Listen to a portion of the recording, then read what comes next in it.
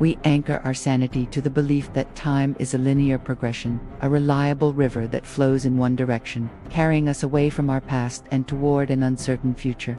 But in the grand, decaying, brutalist complex known as the Sterling Residencies, specifically in apartment 304, the plumbing of the universe had rusted through, and time was beginning to drip onto the floorboards.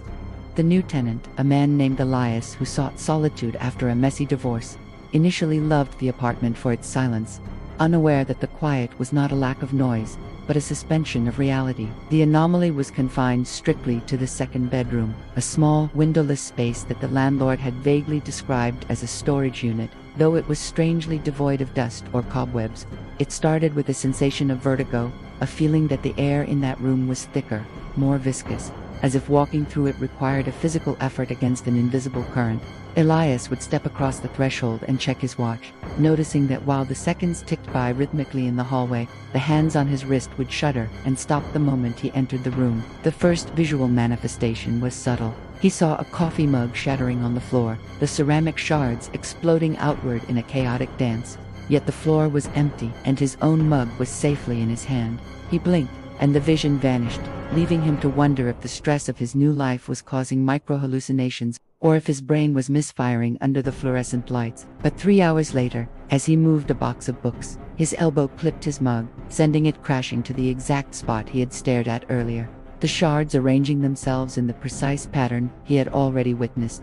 It was a phenomenon known as a temporal echo, a leak from the immediate future bleeding into the present, rendering the concept of surprise obsolete within those four walls. Curiosity, that fatal flaw of the human condition, drove Elias to experiment rather than flee. He began to spend hours in the room, sitting on a folding chair, waiting for the air to shimmer. The room began to show him not just the immediate future, but the distant past, overlaying the present reality with ghostly, translucent projections of previous tenants. He saw a woman from the 1970s weeping in the corner, her flared trousers and hairstyle perfectly clear, her grief echoing through the decades like a radio wave that refused to fade. He saw a couple fighting in a blur of motion, their shouts muted to a dull roar like being underwater, their anger trapped in the plaster of the walls forever. Elias realized that the room was a drain, a collection point where the emotional runoff of history gathered and refused to wash away. But the leaks from the future were far more intoxicating and far more dangerous, acting as a drug that promised the ultimate control, the ability to know what comes next. He started bringing items into the room, a lottery ticket, a stock market app, hoping to exploit the leak, but the room refused to show him the outside world. It only showed him the timeline of the room itself. The visions became chaotic, a non-linear montage of events. He saw the room painted blue, then peeling, then white again, watching years of renovation cycle in seconds. He saw himself sleeping on a mattress he hadn't bought yet, wearing clothes he didn't own, growing a beard that currently didn't exist on his face. The dissociation began to fracture his mind. He struggled to remember if he had already eaten dinner or if he had just watched a vision of himself eating it. The present moment lost its value because he had already lived it 10 minutes ago in a vision, turning his actual life into a boring rerun of a show he had just binged.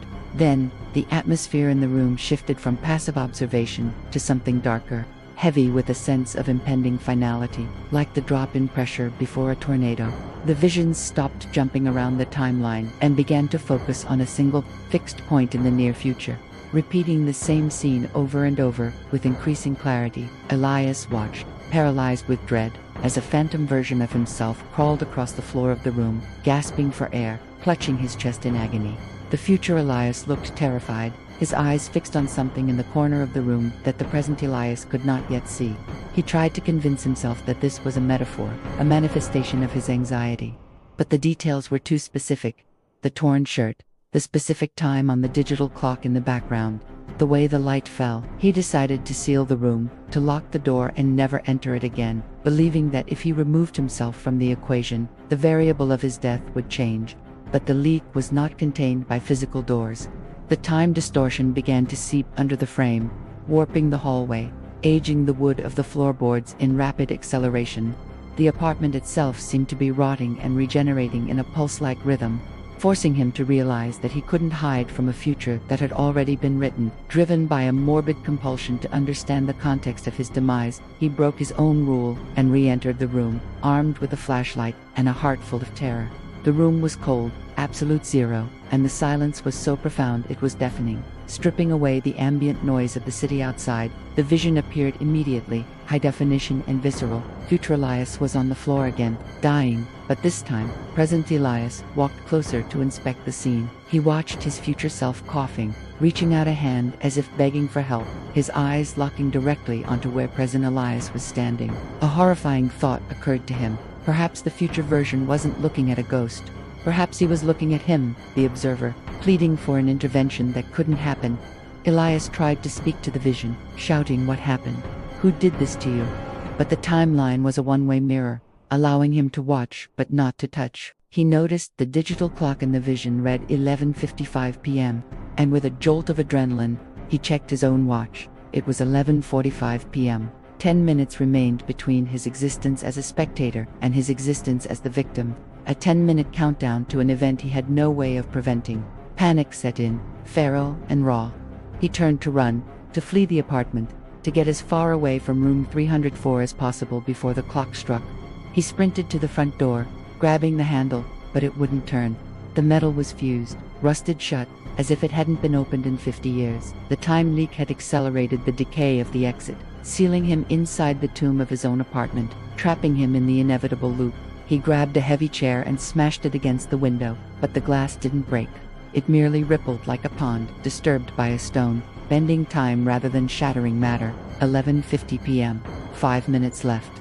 Elias retreated, backing away from the windows, hyperventilating, his mind racing for a weapon, a solution, an escape. He realized with a sinking heart that every action he took, pacing, sweating, tearing his shirt in frustration, was perfectly matching the appearance of the dying man in the vision. He was not avoiding the prophecy. He was actively performing the choreography of his own death. Step by tragic step. 11:52 p.m. He felt a sharp pain in his chest, a constriction of the arteries that had nothing to do with an attacker and everything to do with the sheer, overwhelming terror of the situation. He stumbled back into the spare room, not because he wanted to, but because gravity and fate seemed to tilt the floor in that direction. He collapsed onto the floorboards, exactly where the vision had shown him, gasping for air, his heart fluttering like a dying bird against his ribs. As he lay there, his vision blurring, he looked up and saw something that froze the blood in his veins. A final twist of the knife. He didn't see a monster. He didn't see a ghost. He saw a translucent, shimmering figure standing over him, watching him with a mixture of horror and curiosity. He recognized the figure's face, the jacket, the flashlight in its hand. It was himself, from 10 minutes ago, watching this very moment. The cycle closed like a steel trap. He realized he had been haunting himself, that the ghost he feared was just his own past self, witnessing his future end. The man on the floor reached out a hand, begging for help, knowing it was useless. Locking eyes with his past self, screaming silently across the temporal divide, he understood now that the room didn't kill him. The knowledge of the room killed him, the stress of the loop creating the heart failure that the loop predicted. It was a paradox of the cruelest kind, a snake eating its own tail, a self-fulfilling prophecy generated by a leak in the universe's architecture. 11:55 p.m. arrived not with a bang, but with the cessation of the heartbeat. The final electrical impulse fading into the stagnant air of room 304. The consciousness of Elias drifted away, but the room did not stop. It simply reset the projector, ready to play the tape again for the next poor soul who signed the lease.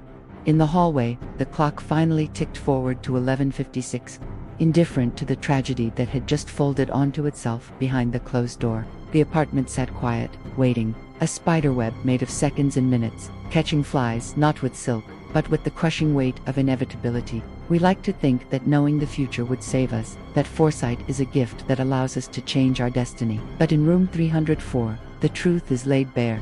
The future is not a path you can choose to walk.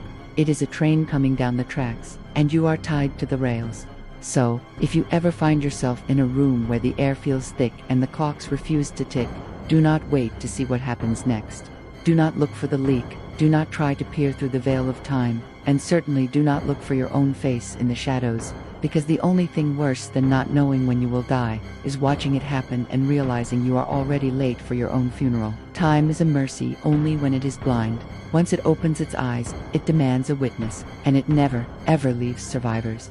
The leak in apartment 304 is still dripping, drop by drop, a faucet that can never be turned off, filling the room with the stagnant water of what is to come. And somewhere in the timeline, you are already walking into that room, and you are already screaming, and you are already dead. The story doesn't end. It just rewinds. Good night.